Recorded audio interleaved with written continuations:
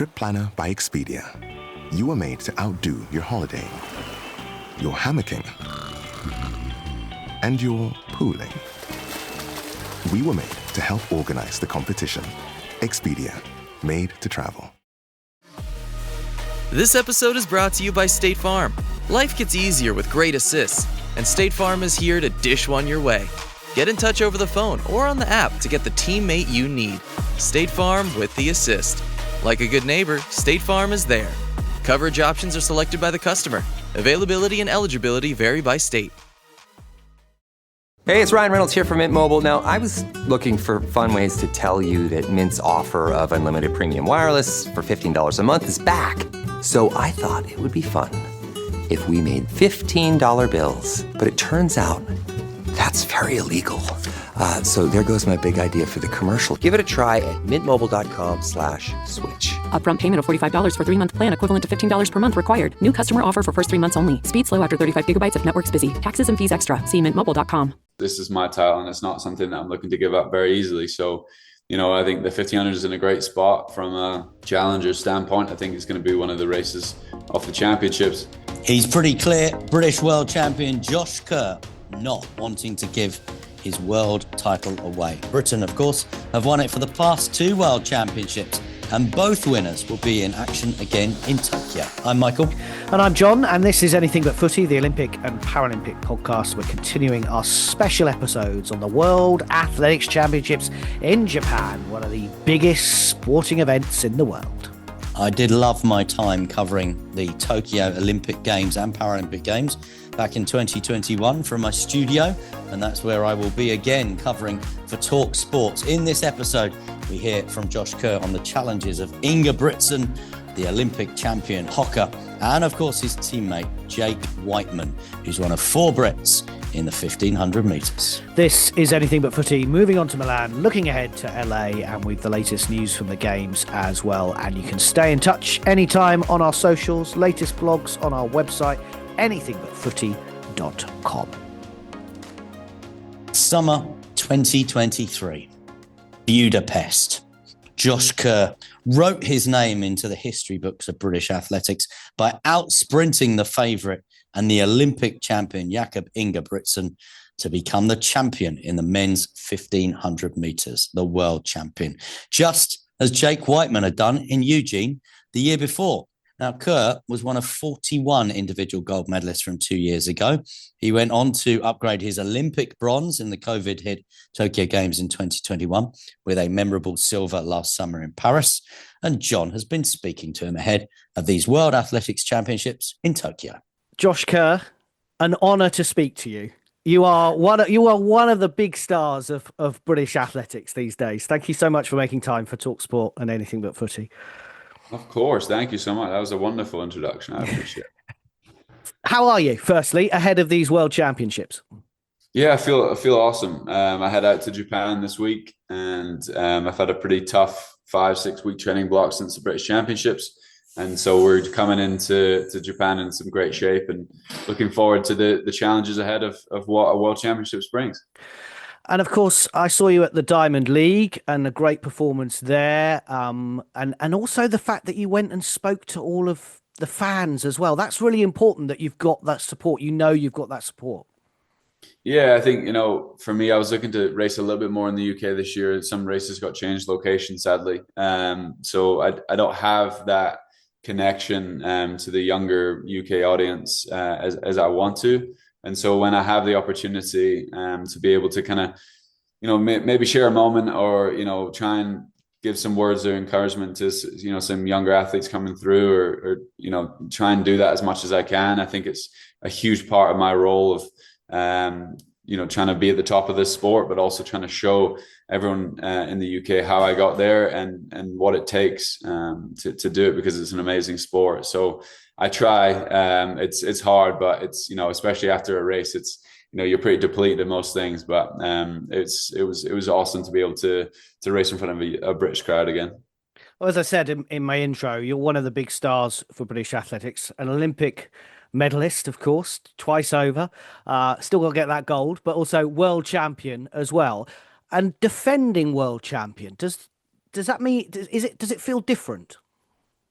It definitely feels very different. I would say more relaxing in general. Sitting here, I have my roadmap. I know what I'm doing. I trust my coaches. I trust my people around me, and I get to just go out and train hard every day and put the work in.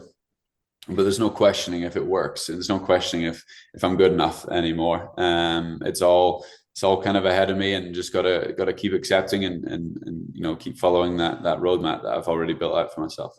But does it feel the same, say, when you were going into Paris, you were the world champion, but you weren't an Olympic champion? Does it feel different with Tokyo, knowing that, well, this is my title? Yes, yeah, definitely. This is my title, and it's not something that I'm looking to give up very easily. So, I think the 1500 is in a great spot from a challenger standpoint. I think it's going to be one of the races of the championships.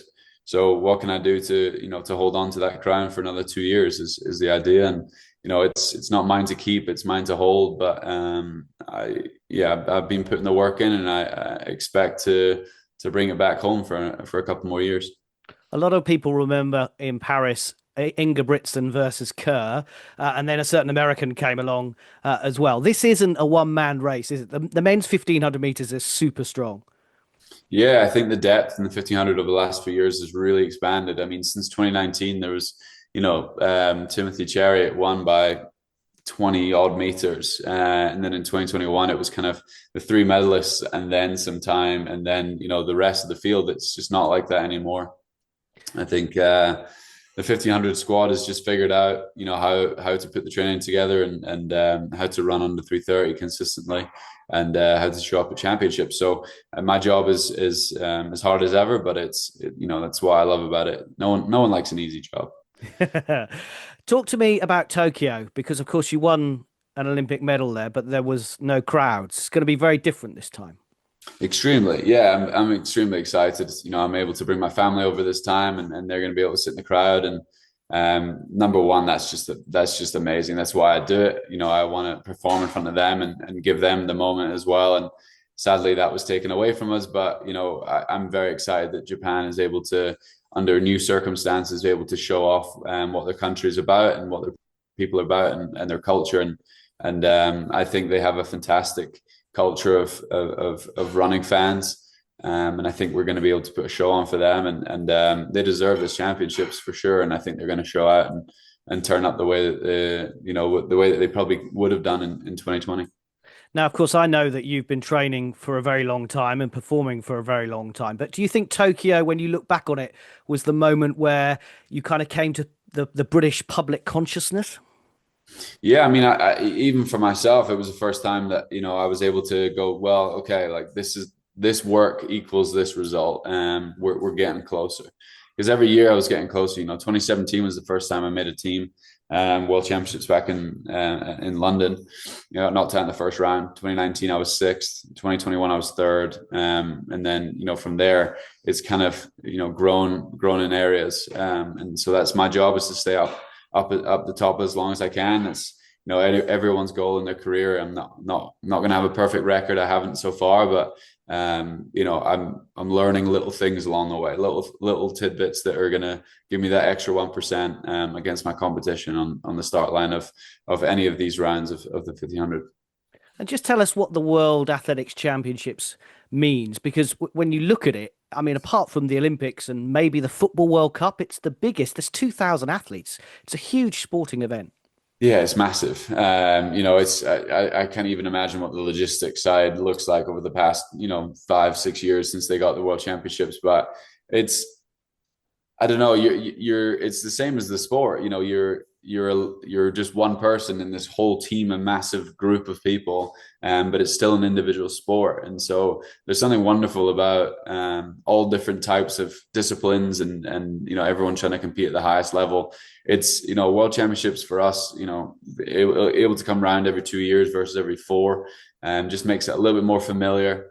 But when there's the bigger prize money on the line for this sport, and that people are going to show up, they're going to be fit and ready to go. And when you're a world champion, that you're truly the best in the world versus any other competition. And you talk about the sport in general. What about British athletics in general? I've just been writing down some returnees who were in Paris who won medals like you, Keely Hodgkinson, Katarina Johnson-Thompson, Amber Anning, Matt Hudson-Smith, just to name a few. It feels like you're in a special generation. Yeah, it's difficult to know what generation you're in until after the fact, right? It's you know, what a great atmosphere that the British Athletics are able to create for us. We have a very positive. I'm looking forward to knowing who the team captain is going to be this year, and that speech is always something special. I was able to give it in Paris, and it's such an honor. And I think we're starting to get some momentum with those medals as well. Obviously we went through a little bit of a slump through Tokyo, but we're still working our way back, and I think the momentum is fantastic, and I think it comes from those performances, like the Keelys and the Matt Hudson Smiths and the athletes that have come through and just started to dominate and consistency at the top level. So, what can we do to continue that and show how we're doing it and why we're doing it, and continue to get more, really. And I know that as a media, we always want the same names to come through and win medals. But with a team of 60, you do want other people to come through as well. Yeah, definitely. And it's possible, everyone gets better every year. I mean, look at, Charlie Dobson's a great example of that. And I think we just have guys and girls that are inspired from other performances and going, why not me? I'm going to put my hand up. And I think the standard that British Athletics has set of just, this is what it takes for us to take you to a championships. It's just elevated everyone's performance, and I think everyone's pretty excited to go into another championships, thinking, it's a clean slate. It's never been ran before. The 2025 World Championships have never been ran before. Nothing is written, and what can I do to put myself in that conversation? We'll finish how we started, Josh, looking ahead to these World Championships in Tokyo. I understand it's going to be quite warm and muggy, something that we won't really appreciate back here. Yeah, that's the nice thing for it is with a 3.5 minute race, a lot of that stuff is to do with the warm up and training. It's not as much in the actual performance. But for the 3K steeplechase all the way up to the 10K and the marathon, it's going to be a huge factor. So yeah, just little things being put in place in training to help with the warm weather stuff. And you see me sweating out there, it's not meaning I'm doing too much work. It just means it's a little bit hot. Well, we wish you all the best of luck. Thank you so much. Thank you so much. Appreciate it. Josh Kerr speaking to John ahead of the Tokyo World Championships. And as we said in our last special episode with Georgia Hunter-Bell, it's fantastic for these athletes to get the opportunity to compete in front of a full crowd this time around for the athletes and, of course, for the people of Tokyo and the people of Japan too. So you spent some time with Josh, bending his ear a bit. What do you think? I must admit, I was a bit of a fanboy with him a little bit. I was so excited to speak to him because I think he is, and I've thought this from pre-Tokyo really, when you mentioned about his bronze in 21, that he was going to be a big star from British athletics point of view. And watching him at the Diamond League, and you heard in that interview where I spoke to him about the fact that he went and signed lots of autographs and went and met people, reminiscent of Greg Rutherford, who used to spend quite a long time afterwards going around and seeing people. And I think it shows how much Josh wants athletics to be like he's benefited from it, beneficial to other generations to come. So I was a bit of a fanboy. So I'm going to say, yes, he can definitely win the World Championship again. He can definitely defend his title, but it's going to be a huge challenge. And we saw that in Paris last year.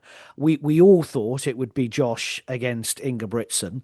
And then you had Hocker come through on the inside and steal it. And there are now other, you mentioned Jake Whiteman. There are now other 1,500 meters runners. It feels like he said it there. This is going to be one of the greatest races of this championship because it is a little different to call and difficult to call because 4 or 5 people could be the gold medalist. 4 or 5 could win medals. Some of them may miss out, some of the big names. But from a British point of view, it would be quite the story. We talked in the last episode about Georgia Hunter-Bell. What an achievement that would be if her and Keely could do a 1-2 and we could get 2 people on the podium. I think if Josh can retain a world title, there's not many people that do it, and certainly not many Brits that have done it as well. So I think I'd love him to do it. My heart is saying yes because he's such a gent, I really enjoyed interviewing him. I just hope that he, as he said, he knows the road, what he's doing. He knows what he's doing, and he's going to go and do it. So fingers crossed. As you've been speaking there, I've just received a message to say that I will be chatting to Captain Morgan. And I don't mean the bottle of rum. I mean Captain Morgan Lake. Congratulations to the high jumper, Morgan Lake, who's been announced as the Great Britain and Northern Ireland team captain for the World Athletics Championships in Tokyo. She recently jumped 2 meters, so broke that 2 meter barrier for the very first time. She has been voted by her fellow athletes. I know the likes of Jasmine Sawyers and Dina Asher-Smith are huge Morgan Lake fans. We are going to speak to Dina on this podcast ahead of the World Championships, and we'll hear from her about what she thinks about Morgan Lake. And we're going to hear from Morgan as well in the build up to the championship. So literally, as you were speaking there, I've just had that confirmed to me. So it'll be interesting to hear from the captain. Yeah, it will. And it's great that they share the captain because Josh Kerr was captain for the Paris Olympics. I remember him being appointed just before the games started. And the fact that you get to speak to the team, and it's a big team, 64 British athletes in action. And Morgan will be sitting there thinking, this is my chance to win a medal. And you really hope that this is her moment because we've talked about it enough times. Yeah, and she's hugely popular amongst the team, as has been shown. Elsewhere, 38 world champions from 2023 back in action this time. They include the world record holders Faith Kipyegon in the 1500 meters, Karsten Warholm in the 400 hurdles, Mondo Duplantis, of course, in the pole vault, and the brilliant Ryan Krauser in the shot put as well. They're among the defending champions heading to Tokyo, seeking to add to their global medal tally. And if US sprinter Noah Lyles repeats his triple gold feat from a few years ago, he'd become just the fourth athlete in World Championships history to have 9 gold medals. I don't think he'll do it. I don't think he'll win 3 golds this time, but he may. He was in good form and has been building through the summer, but he's coming back from injury as well. But it shows the level that he actually is at. And we always talk about the history of the World Championships and what an amazing achievement it is to win medals.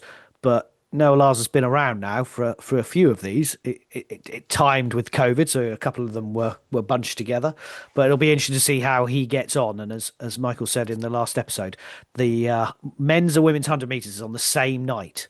In Japan, so an afternoon here. A couple of other headlines, which just some weird stats, because you always get some weird stats from the World Championships. The 14th World Championship for Portuguese race walker João Vieira. He's on course to break the record for the most World Championship appearances ever. And similarly, French discus thrower Melina Robert-Michon is set to equal the record number of World Championships by a woman with 11 appearances. And Usain Bolt will also be in Tokyo. Yeah, he's not running, but he's been named as the World Athletics Ultimate Legend. It's not a bad phrase a title to have, is it? Ultimate Legend. And it's all part of the promotion of the Ultimate Athletics Championships, which will be back in Budapest next September for the very first time. So Bolt will be collaborating with World Athletics in the promotion of the new global season-ending championships. In other words, next year they will have all of the world's top-ranked track and field athletes competing head-to-head over 3 days in Budapest to work out who is the best on the planet, and it will end the season there. There won't be a diamond. The Diamond League will still happen, but this will be the ultimate championship, and who is the best on the planet in 2026. I cannot wait for that. Yeah, before that, though, we've got Tokyo and the World Championships of this summer, so keep listening, downloading, and following. We've got Matthew Hudson-Smith and Dina Asher-Smith, the Smiths, with us this week. A special episode with Dina and Matt to come. It makes it sound like a sort of sitcom, doesn't it? We're also going to have a catch-up with our friend Adam Jamili before the action starts on Saturday, and he'll be telling us what he thinks about things. This is Anything But Footy, the Olympic and Paralympic podcast. Now time for our news from the Games. 4 new working groups. That's sometimes a phrase in a corporate work environment. When I remember back to those days, that would fill me with fear. But 4 new working groups have been announced to ensure the Olympics is fit for the future. This is one of the moves by the new IOC president, Kirsty Coventry. The committees will look at the future of youth Olympic Games and the host for 2030. The Olympic programme, including perhaps new sports or changing sports, protecting the female category, and also commercial partnerships and marketing, including broadcasting rights and the increased revenue. If those were the kind of new working groups that I'd been invited to join back when I worked in a corporate environment, I might have been more interested in them. They tended to be the working groups about cleaning out the fridge and the tea bag rota, and that's why I wasn't as interested. Anyway, it all follows the consultation with IOC members back in June and consultations as well with the IOC's honorary and honour members over the summer. And we talked Tour of Britain in the last episode, so congratulations as well to British Cycling for a successful Para-Cycling World Championships in Belgium recently. Finn Graham made it a fourth consecutive C3 road race world title on the final day. Sophie Unwin and Jenny Hull, Archie Atkinson and Morgan Newbury all took home bronze medals as well. Overall, the British team coming home with 1 gold, 2 silver and 6 bronze medals overall. And we'll be hearing from the new IOC president, Kirsty Coventry, this week, as well as Seb Coe, of course, as president of the World Athletics ahead of the World Athletics Championships. So it's going to be a busy a week in the terms of athletics and Olympics. So make sure you stay with us. You can check out all what we do on our socials, Anything But Footy, Anything But F. You'll track us down, our latest blogs on the website, anythingbutfooty.com. The Spotify Olympics music playlist is available as well. It will get you in the mood as we move to Milan and look ahead to LA.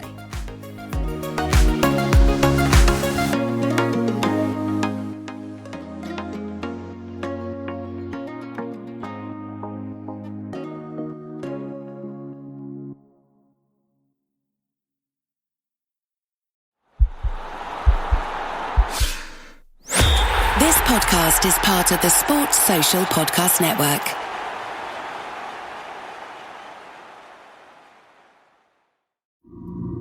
Listen.